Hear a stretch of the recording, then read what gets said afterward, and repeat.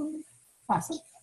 So welcome, guys, and thank you so much for tuning in tonight. I feel like part of what we're going to talk about tonight is community and connection and why that's important for us as coaches and for our customers. And at first, I didn't even think it was really like a topic that was worthy of, well, at first I did, and then I thought, is this really silly topic? But I think it stands true for most people that they want to be a part of something bigger than just themselves. And when I look at my journey, like with my health, we were just talking about my gut is a little unstable and inflamed. I'm trying to figure out like why and what's causing it. Having someone on your side as a coach or support and mentor and network, someone who's been there, who knows it maybe just even 2 steps ahead of you, is so critical, because you can gather all kinds of information. You can have a plan. You can know exactly what to do, but staying consistent and doing what you need to do day in and day out is so important. And I think that it's just so easy to work around it if you're not being supported and if you're not able to connect to others who are either going through your journey or have been through your journey. And then a bunch of lights went off in my head thinking, I played tennis today, and the same thing even at tennis, like surrounding yourself with people who are where you are or even a little better than where you want to be. It's so important, because that's how you grow. That's how you learn. Having a coach there, I have this tennis instructor. She is an expert in what she does. And I'm like, wow, like if every child had that, if everyone knew that that is the way that you find success, why don't we all do that? So I think we as coaches are doing that, right? Like we have this little powwow. You have powwows with one-on-ones with your mentors. You have upline leaders that you get together with. You have groups of people that are high performers or that want to be high performers. So we try and do this community, this connection. And I think the more that I thought about it today, it was like, yeah, this is pretty spot on. Like that's where you learn. That's where you grow. You want to be around people that are positive and uplifting, or those that you can give your experience to and be that source for them. So it's not always that the people around you are all done what you're doing and are better than you. It's that this community is supportive.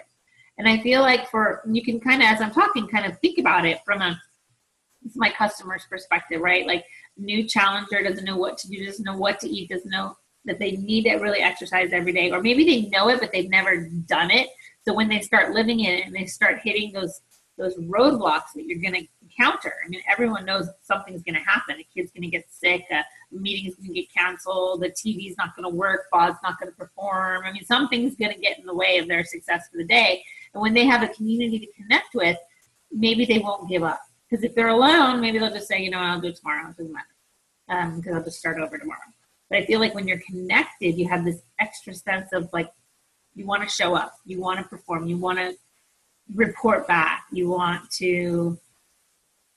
maybe recognition, or maybe you want to become a leader, or maybe this is the first time you've ever had someone give you some positive feedback, or maybe that your friend's watching, maybe you have a contest between the two of you, or your group has a challenge, like there's so many things in the group, there's so much there. So I think that's really important. And for us as coaches, I think you can apply it there too. And then even as just, somebody who wants to get better at something, like me as a tennis player, I was like, wow, it's like everywhere. Because if I just show up to my tennis lesson and I leave, that's great.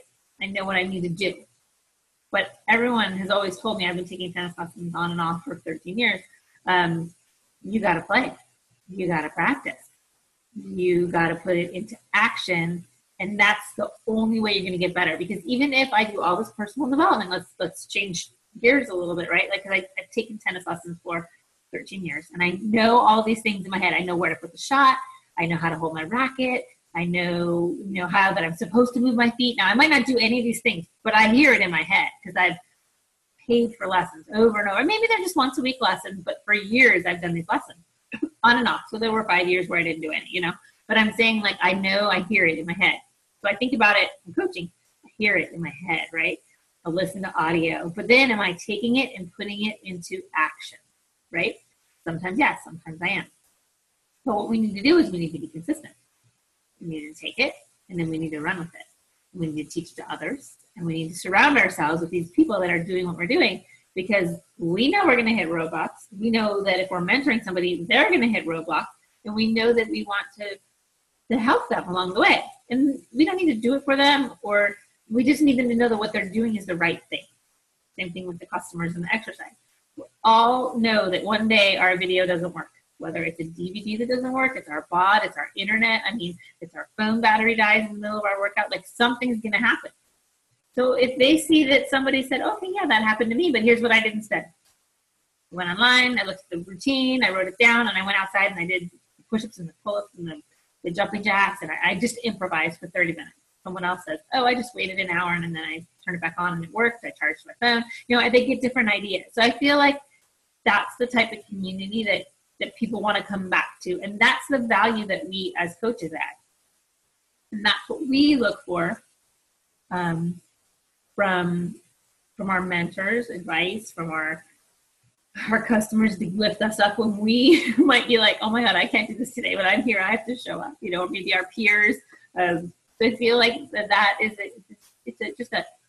everyone's there. And from a personal development standpoint, that that's such a big part of what we're doing. The book that I'm listening to on tape right now and I just started listening to it because Carrie Casserly had recommended it to me. She's doing it with her Josh Coach group. It's, oh my gosh, let's get my phone out. Hold on, I don't want to give you the wrong title. Let me just type it in before I can say. Be Obsessed or Be Average. Thank you. That's what it is, by Grant Cardone. And so I've only listened to about an hour of it today, maybe 40 minutes of it. But I related to it, and I want to share it to you because I don't know if any of you have heard, I'll say the name again. It was Be Obsessed or Be Average, and Grant Cardone. And believe me, this guy is like preaching. Okay, so if you're okay with that, I'm like, it's a little much for me, but I'm getting his message. He says it 6 times. It's hard not to get the message. I'm like, okay, I got it on the 3rd time. You can move on to the next point here. But I get it. Some people need to hear different things, different numbers of times, and so he's going at it. But what was so great about it is that be obsessed or be average. He said that, he was obsessed with something and let it go. And then I got obsessed with the wrong things like drugs and really was addicted to that and had a hard time and kind of let go of his dreams. And then when he realized that he needed to clean himself up, he refocused on what his obsession was when he was young, which was to be rich and to have success. And then he was able to, I'm only an hour in, so I'm not very far into the book, but then he refocused those efforts towards being obsessed on something positive again. And he found that even though he was a former drug addict, 2 years into his being clean, he was so successful at what he was doing that he stepped away from that image of what he was. And I started thinking about it, I've been a coach for 10 years, right? I had, I wouldn't say that I had an addiction before I became a coach. I wasn't healthy, and I learned how to be healthy. So I became, in the beginning, I was not obsessive, but I did become obsessive over my health. I have an obsessive personality, obsessive compulsive, I'd say. I wouldn't say I'm diagnosed OCD, but I can get obsessive on things. And so I was focused. I don't know if I would say obsessed, but I was very focused on what went into my body, making sure that I did my 30 minutes of exercise. And it really wasn't more than that. I didn't go off the deep end saying that I needed to go 3 hours in the gym or anything. And I didn't really turn to a fitness competition, but it was really just about control. And I was controlling the thing that I could control, which was the food that went into my mouth, and I was eating clean. And I just kind of kept focusing on my journey. And yeah, I was a little obsessed. But then I had this great success, right? I had this weight loss. People were, what are you doing? I was able to tell them. And this was before coaching, okay? This was before there was a coach opportunity. I told them what I was doing. I told them where to go, where to buy it. So that's how I knew that when coaching came about, I could do it because I was already doing it. So Monica said to me, Monica Ward, she's my sponsor, let's do this. We're already doing it. How could I say no? Because I was doing it. So I think that's a really good point to a lot of your customers. If they're already promoting the products or their billboards, I have a question I ask people have you talked about it? Has anyone noticed your results? Have you told anyone what you're doing? And then the killer question is has anyone bought the product? You usually use the name of it, Insanity, because of you, because of your recommendation, because of your results. And as soon as they say, yeah, and so, here's an example of a conversation. Yeah, I have 10 people in my office that are all doing it with me. They all bought it, but we do it every morning before work. Or, yeah, I have my sister-in-law and my cousin, and we're all doing it together virtually. Okay, well, That's what we do as coaches. You are basically doing coaching, but you're not getting paid for it. Would you like to get paid $30 every time you recommend Insanity? We're like, well, yeah, that's like $400 I would have made. Or, well, I can help you with that. So from a transition, how do you talk to somebody who's already doing it? Those are some of the good questions that I use. And has anybody noticed your results, noticed that you look different, feel different, you're acting different? Has anybody wanted to do what you're doing? Or do you know if anybody's ever bought this program, the name, because of your recommendation? And then, do you know you can get links, use referrals, and make money from that? And I don't really take it like be a coach, because that's a scary term, right? Because coaches are skilled, I think, in my opinion, right? Like I have to be trained to be a coach. I have to know what I'm doing. I can't, in new customers' perspective, I can't be a coach today. I'm still on my journey. And you can counter, you can get over all those objections with arguments or counter statements to say like, oh, no. But if you don't call it a coach in the very beginning, you just say, I can get you signed up with an account and you can give links to people and you can basically get paid for what you're doing. Then you explain, oh yeah, they call that a coach, but you may kind of work around that a little bit because I think that's scary for people. But I want to get back to, and then I want to open this up for some questions. I want to get back to what I was saying about being obsessed. Because yes, okay, so I said I'm an obsessive person. I get like very persistent with things that I want. I'm on my agenda, right? Like we all are. And so when I want something from somebody, I'm just going to be bugging them persistently, like obsessive. On my end, it's obsessive, but hopefully they don't feel like I'm pestering them like I'm an obsessed maniac, but very persistent. And I've had people tell me, wow, you're very persistent. Yeah. I'm going after something and then I want it. So I'm going to keep going after it. So when I want to go back a little bit in time. Joined as a coach December of 06. We started coaching in 07. We didn't even have a coach store, our website, our shop until April of 2007. So we really couldn't sell anything or make any money until 07. But we could sign up people before that. But I didn't really even sign up anybody. I didn't know what I was doing. But this conversation isn't really about that. So how did I become obsessed? I was obsessed with what I was helping people because I love these products. So yes, I was in the beginning very much obsessed with people who showed interest helping them. I wasn't as obsessed with finding people, right? Like people were kind of coming to me. So that was okay. And then I sort of became obsessed with talking to more people and helping them. Seeing, listening, I had to learn. I learned along the way, but I had to start listening to what people were saying to see if what my obsession would fit their needs. Because I didn't do that very well at the beginning. I have a great story about that too. Oh my gosh. It was probably 10 years ago now because my high school reunion is coming up. And it's my 30-year high school reunion in June. And this guy was at our 20-year high school reunion. Came up to him, oh my gosh, Eddie, you look amazing. What's going on with you? What are you doing? You look like exactly like you did in high school. What have you been doing? You going to the gym? No. And I look at him and he looks at me and we're like, P90X. And I was like, oh my gosh. So I think I threw up, not literally what I was eating, but threw up Beachbody on Eddie. If I had only taken a minute and really listened or asked more questions maybe or done something totally differently, I think Eddie would be a top coach in Beachbody right now, maybe even still be as fit as he was 10 years ago. But the point is I think I just didn't know what I was doing and I just got so excited and oh my God, that's not very attractive. So if you do that, let's talk because I'm a little better, but I still think get carried away with that. Okay, so I would tell people I would learn to listen. I learned to have a conversation and kind of bring up fitness and maybe more listen to what they were talking about and find people's needs. So this is forming with, I didn't know there was a process or a code name for it, but I really like people. So I started that process of really exploring people and learning to listen. So I had to learn that because that was not one of my gifts was listening. So still working on that. Learning how to listen and then maybe making recommendations. And then as the business grew, we started different ways to support people. So in the beginning, we really just sold products and then maybe we followed up, maybe we did challenge groups or again, back to what we're talking about tonight, the community, how to stay connected to your people, how to know when they're having results, how to give them something more than they bargained for. And that's why people become a coach because they want to stay a part of what you're doing. maybe some of them just become a coach for the discount. Maybe some become a coach because they want to do what you're doing and they've seen you do it. Maybe some have so many referrals, you're like, listen, it's silly for you not to be a coach. So all different reasons why people might become a coach, but from that community, it's easy to know when they're ready. So I highly recommend staying connected to your customers, however you do it, on Facebook, through the tracker app, however you do it. If you have in-person fit clubs, I mean, whatever the way you do it, you do it. If you make personal phone calls to all 100 of your Shakeology customers every week, kudos to you. I don't think I could do that, but whatever way is your way is your way. There's no one way. No one's way is right, except for the way that works for you. Just know that this business works for you, how it works for you. What we, as your mentors, tell you, that's things that have worked for us.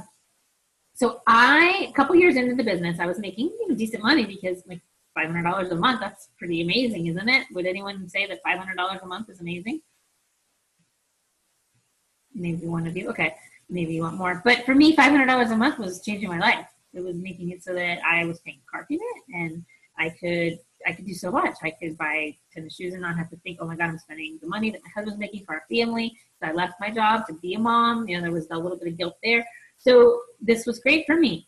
Well, then I heard Carl Deichler at a live meeting say that he was creating this Chairman's Club, and he was making a trip, and he was going to take the top 10 people in the company on this trip.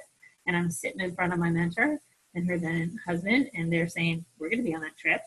And I went, yeah, I'm going to be on that trip too. Why not me? And actually, I think that was the moment that I kind of, let's see, I can kind of figure out what year that was. It was 2009, and I was probably pregnant. And or maybe it was right after I had the baby. Maybe it was, she was born in 2009. So it probably had to be around then. But I remember backing it up a few months before that thinking, they have this quarterly top coach contest, and I just wasn't cutting it. And I couldn't work harder, and I just couldn't. All my excuses in my head were, you're pregnant, you're tired already, you have 3 kids, you're so tired, so-and-so hasn't won the month yet, because it was quarterly. Like, if so-and-so in your region hasn't won, well, you're like, oh, she has more volume than me, or she has more of this than me, she's going to win. So I had all these excuses in my head, and you know what? The excuses won out, because they were right. I couldn't do any more than I could, because I didn't try. So that was when I sat, after that happened, and I know I didn't win Cup Coach that year, and everyone went on this trip, and I thought, well, this isn't going to happen again. I can do it. They're going to do it. I can do it. I can do anything that anyone can do. This business is for all of us, right? So that was the year that I became obsessed. And I wanted to just share that with you, because I think that having that obsession, there's balance. I mean, I haven't gotten through Grant's book yet, but I know that having a healthy obsession, whether it be your fitness, your job, your family, whatever, it's good. But I do know that, and I was so laser focused, right? Like, that was the other part of it. I think that this obsession, it really means being laser focused, and it means doing things that you might be uncomfortable with doing, because your desire for the end result, whether it's just the success, the recognition, the prize, whatever it is bigger than maybe it's the regret of not winning at the end. Who knows what the reason is, but the pain of going through the day-to-day, when Grant talks about like having to, what he decided to do to make himself really successful was he was in this job that he hated, but he decided he was going to be good at it because it was a job and he had a job. So he showed up. He did extra reading on the side. He did personal development. He showed up to work early. He stayed late, and part of his staying late in the beginning was he didn't want to go home and do drugs. But hey, you know what? That's it. He found something better to do with his time. He just didn't want downtime. So whatever your reasons and however you do it, I feel like having this obsession and something to go after for your own reason, not for my reason, not for Jen's reason, not for Carrie's or Agatha's or anybody else's reason. It has to be for your reason, because you want it that badly. You want it more than you want anything else. You want it more than you want the opposite of it, which is not having it, okay? And that is, I think, what the fire is, right? When you want this thing, you know it can happen because others have done it. And yeah, maybe they're more skilled than you in one thing, but not in the other. Because honestly, you don't need to have any special skills to be a Beachbody coach, right? You don't need to have a college degree. You don't need to have any prior success. You don't need to have lost 100 pounds. I mean, any one of those things would be great because they can add to your skill set. You can develop every skill you need. You need to care about people. You need to talk to people, listen to people. You need to invite people. You need to follow up with people, and you just create this environment where people can just be happy together, right? If you've got that symbiotic environment going and you can put people in there, they're going to want to stay in there, right? Like if it's a good environment. So I think we really want to focus on work on this environment. What is our coach environment? What are our challenger environments? How do we bring people into success with these little environments, right? Like we put people together, we give success partners, like all that is, right? But unless you're obsessed with what you want out of it, like if you're like, yeah, I tune into these calls when I can, once a month or once every 6 months, and I listen to the National Wake Up Call once in a while. I forget really often, so it's on my phone. There's a podcast app, but I haven't listened to that in 4 months. Like I think when you become obsessive over the thing, okay, every week I want to check this off my list. I want to listen to the National Wake Up Call. I want to even take it back further. I'm going to work out every day, so check that box off. I'm going to drink my shake every day, check that box off. I'm going to listen to an audio in the car or on a walk every day. Now, like the basic part is you're working on you. You have something to talk about. You have something to share. The hardest part is, I think, for a lot of people is where do I find new people, right? That's something we can train on. But how do you advertise on social media? Do you meet people in person? Do you join a bunch of groups? You can't just join the groups. You have to participate. You have to put yourself out there. You know what? Join a group where you have expertise. Like Grant, he was a drug addict or alcoholic. I can't remember which exactly, but he had some addictions. He didn't join groups on Facebook, but he went and gave back. I'm not saying that was made him successful in business, but then he started giving back. He started becoming a person that people wanted to be around him, right? Like I feel like you all have a gift. You all have skills. You all have something that you're good at. I'm still working on what mine are because I really don't know. But I mean, I bet if you sit down with somebody, they can tell you some. And if you sit down with somebody else, they can tell you a few things. You could probably get a list and see where things overlap. So maybe you're really gifted in the kitchen and you love to make recipes. Like you love to create soups and you love to find different. Create your own group and start sharing things. Create a community event. Give gift. It's my favorite book in the world. It's called The Go-Giver. And examples of things like that, to me, are ways that you can give back. When you're giving back, there's this theory. I was thinking about this today too. Like there's a bank, right? Let's just call it a bank. And I don't know what to call them, but you're putting deposits in people's banks, okay? Like when you're a good person, you just do good because you like to do good. So you're always depositing into people's banks, right? Like that's just who you are as a person. And if you're not this person, maybe you have to work really hard at doing something nice for somebody. But then you can think of that as you made a deposit in somebody's bank. And let's say all of a sudden you need something. Like, oh my gosh, I need a ride, pick up my car from the shop. Who am I going to call? My husband's at work, my son's at school, I have to pick up my other kids, I need to get to the car thing by 1:30.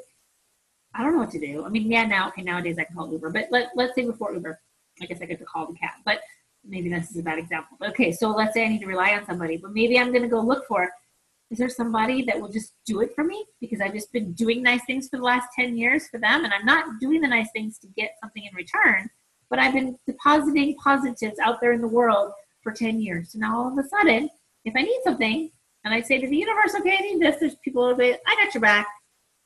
I got your back. You can't take your kids to school today because you're so tired because you had a new baby. I want to take your kid for a week. I'll come by and pick them up. Okay? I mean, like when you give, I think that you get back.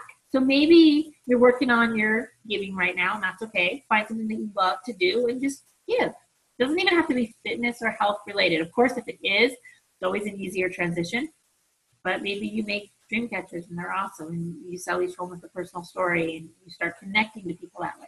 Like, I'm just trying to think of like random things. But what I think it is you have to, in order to meet people, do something that helps you with that.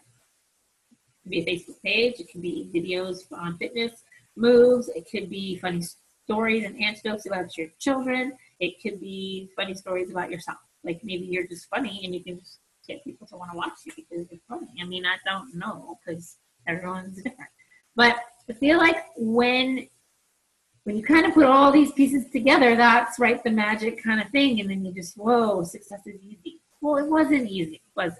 No, it looks easy. It looks like all of a sudden she's got her shit together and there she goes. But I feel like it takes a lot, right? It takes waking up early. It takes doing personal development. It takes working on yourself. It takes growth. It takes meeting people, making the connections, putting in the deposits. And then all of a sudden, boom, you're successful. It wasn't an overnight. There's no such thing as an overnight success, right? It's all because you're consistently working on something toward a goal. And then back to this being obsessed, right? Like for me, I became totally obsessed with being the top of the company. Okay, that was my end of the year goal. And it's very easily that I could have not made it. And I knew like the worst thing in the world would be to wake up on January 1st and to be number 11. For me, that was like the worst thing. So in October, November, I put a total push forward to rise up above so many in the pack. I think I was at number 8, maybe.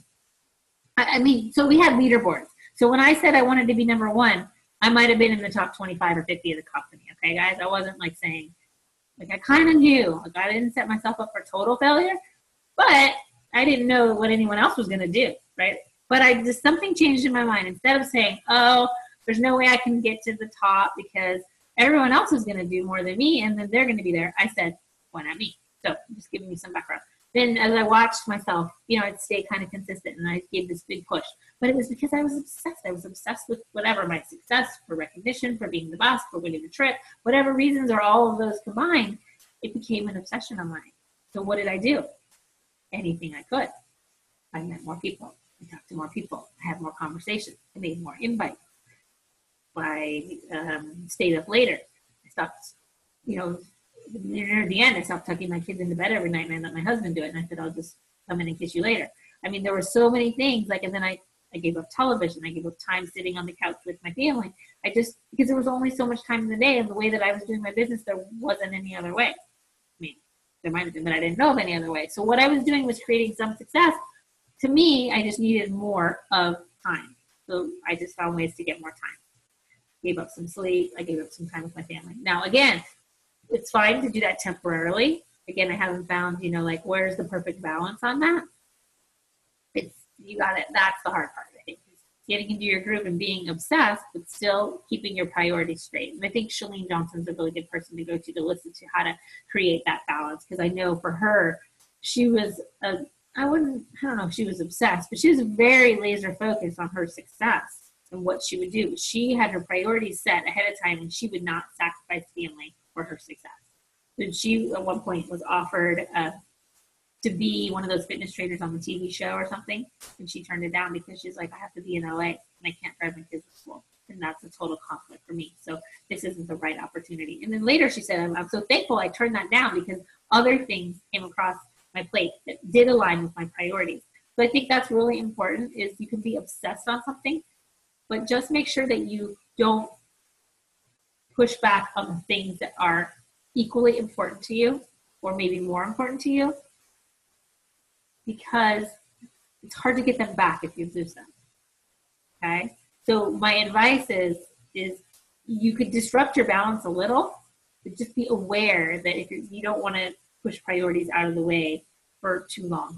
I think there's periods and everyone's is different. I can't give you any time frame, but if you're going to do something, just kind of maybe for some people I've heard them say to their kids, okay, we're going for this trip. That means we have to do this and we have to do this. And we're a team and you're coming on this trip with me. So this is what we're going to do.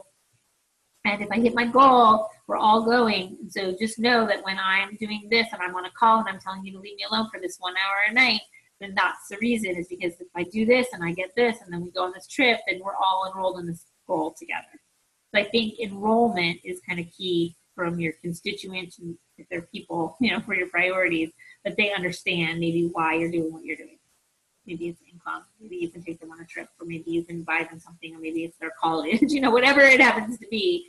It's their car, it's your life, it's the house that you live in, whatever it is. So I feel like those are ways to help enrollment. This was a lot of kind of out there, but I think it all comes back to the support from the people around you, being connected, staying connected. So getting on these calls, I look and I see everyone's name that I see on these calls are people that I either have in the top 10 list, that are either active with Successful Point, that are consistently on the calls. And I think, that's fine. You guys can just talk over. I'm probably running a couple minutes over. I want to say that being consistent and showing up to these kinds of things and bringing what you do, your people will do. And so when you create these habits of consistency, then your team is going to do what you're doing. But people that are serious and that are going to be working. So I just know that, like, I see your names. I know you guys are here. I know who you are. I know you're working. And you doing what you're doing is the right thing. But you can say from all the things that I said, what's missing for you?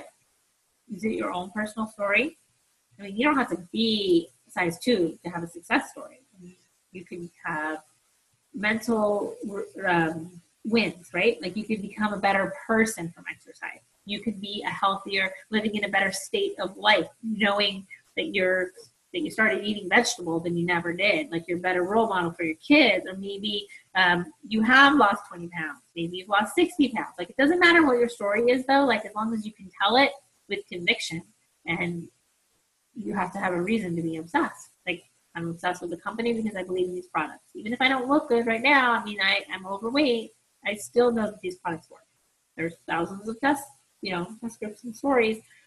Yes, it's better when I'm the model, but being vulnerable, sharing your story is always good too. Like, here's my journey. Here's my struggle. Here's why, I'm hung up on this because I think I should be a size 2, but maybe just being healthy and a role model is better. And you're going to follow me because you like me, because I can be honest to you and I can tell you where I'm at. And someone who relates to me might not relate to someone like Lindsay Matway, and someone that relates to Lindsay Matway might not relate to me.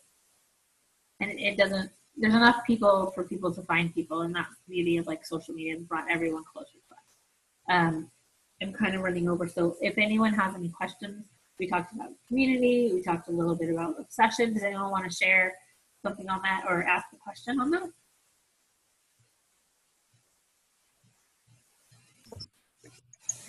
I just want to say that my absolute favorite part of Beachbody and coaching and everything is the community aspect of it, like this is just like a big family, and I enjoy these calls and I enjoy the team pages, and you guys do a great job of running them, and really making everyone feel welcome and like, they're important in, this whole community. So I just wanted to say thank you. You're welcome. I mean, it's nice to hear that too, but it is a goal. It's I don't know. Like, I feel the same way. Like, without these groups, I could still be a Beachbody coach and still help people, but that just makes it better. Like, you guys are the reason that I show up to work, because I want to help you reach your goals. I don't know what they are. Like, I assume if you're showing up, you're working to help people, and then if I can do something to help people, then that's what. So, Cass, go ahead. Hi, I wanted to share with the group. Leah reached out and we talked so I could set up the Coach Basics training group. And in that discussion, I talked about how I struggle with inviting us, especially in person, because I like clam up. I don't want to sound salesy. And I'm really good at sharing when I can sit behind a computer, think about what I'm saying and typing. So I had told Leah a story. I wear a P90X3. I've really gotten into wear and share, and it's working. It was on a training where they said, nobody knows how successful you are in this company if they're not part of the company. So act like you're like you own the bitch, like nobody knows what Success Club means and Diamond and Emerald if they're not part of it. So I just kind of took that on. I'm sharing, I'm talking about it like in every post that I can without being too obnoxious, just kind of making it a lifestyle. Anyway, I wear this P90X3 hat to my chiropractor appointment, and I can tell my chiropractor's super into health. And he says, P90X3, what's that? And I say, it's like a spin-off of P90X, but, it's only 30 minutes. And then I just let it drop, and I left. And, like, I couldn't stop thinking about it. Like, why wouldn't I have explained more what that was? And so she challenged me that the next time I go and see him that I bring it up again to him. So, of course, I'm, like, freaking out about it in my head. I did it this week, Lee, by the way. I had to go back because of this neck spasm I have going on. And I said to him, hey, just so you know, when you asked me about P90X3 the other day, I decided I was going to do it. for some reason I thought, hey, why am I wearing this hat and not doing this program? And I started it and I'm having really good results. And it's just funny that I'm here today because it's yoga stretch transitional week and I should not be injured. I don't know where this injury even came from. And so in a roundabout way, that ended up me giving him my information, explaining that I do sell the products, and he's super interested in Beachbody On Demand. Because he's never like heard such a thing, and he just thinks it's great, and he has Netflix and he gets it. And so, yeah, I mean, it worked, and I don't know if I sounded awful or not, or if he's actually going to, go to my website or not. And I'm going to go back again and ask him if he did. But, and heck, even if he goes and signs up on beachbody.com and not through me, eventually I will just rope him back in. But I did it. I accepted the challenge. I now can mark off all the things Lee challenged me to do in that call, and it worked. So now I have to think this group pushes you. Yeah, still good job. Because it's hard. Like I'll share a little one since we have going over, but I have had this gal that I know in person that I see every day that I admire, and she's pretty fit, and she's so happy, and she's full of her faith, and she is a foster mom, and she is just so wonderful. And I just think how I want her to be a part of this community. How I know that if she joined it, she would find such joy and such success. But I am like been afraid to even say anything to her. And school's ending next week, and I'm not going to see her for 3 months. I'm just like killing myself because I didn't say anything. So today, she didn't have, like usually she has 4 kids with her. Today, she didn't have 1 kid. She had some like treats from school that she's carrying. And I said, she's like, oh, I love your dress. Thank you. I said, hey, and I didn't even like a stop. I just like, I need to sit down with you. Or I didn't say sit down. I said, I want to tell you about what I do. We can get together. I didn't even say that much. I just said, I really want to talk to you about what I do. And she said, okay, yeah, let's go to coffee. Like she's friends with mine on Facebook, so she knows I do something, I would think. I don't know. Maybe she doesn't, but I did it. Like I was so proud of myself for just getting out of my own way because I'm so afraid she's going to judge me. Is she going to tell me that I tried network marketing and it doesn't work? Is she going to say, oh, Beachbody, that's stupid. I go to CrossFit. Like I think of her for my products, but then I think of her for my business. So I just did it. I just said, hey, I want to tell you about what I do. She's like, okay, yeah, let's do it. Okay. I didn't know it wasn't scary, right? So scary. So even just know that even I am a chicken, full of chicken shit, because I don't know what to do. So I know what to do. I'm just not obsessed right now. And that was what I was thinking about when I was thinking about Grant's book and his message. I'm not obsessed. I'm not obsessed with growing my team. I'm not obsessed with making 100 sales. I'm not obsessed with being the top person in the company because I'm comfortable. And that's our enemy. Comfort is our enemy. But I mean, you work so hard, you can have things and you get comfortable and then it turns into your enemy. So just know that you have to find a balance, and I'm still working on that. I'm afraid of going too far and becoming obsessed because of my obsessive personality. But yet I know that when I was ultra obsessed, that's when I had the most success. So I think that that's where everyone has their own thing. That's my thing right now. So put it out there for you. Now you all know where I'm working through and struggling with. But that's all I had, unless anyone want to add anything else? Well, thank you all. I'll put this recording up if you have any team members you want to share it with. It'll record itself, and then I'll get it on YouTube and get it in the group soon. Okay. Everyone have a good week. Thanks for tuning in.